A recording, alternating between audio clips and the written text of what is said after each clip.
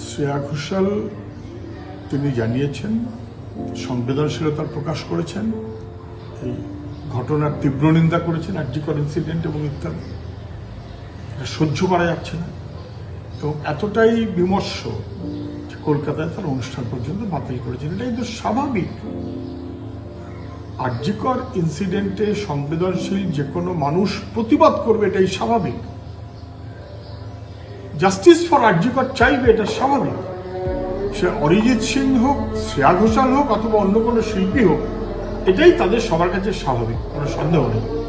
যারা অপরাধী এবং অপরাধকে ধামাচাপা দিয়ে যারা তথ্য প্রমাণ লোপাট করার চেষ্টা করেছে, প্রত্যক্ষ অথবা অপ্রত্যক্ষ, তাদের সবার দৃষ্টান্তমূলক শাস্তি চাই। এইটাই স্বাভাবিক, দিনের আলো মতো স্পষ্ট। এটা যারা বুঝতে পারছে না, তারা দাপিয়ে বেড়াচ্ছে, হুঙ্কার দিচ্ছে, কুকথার স্রোত বইছে,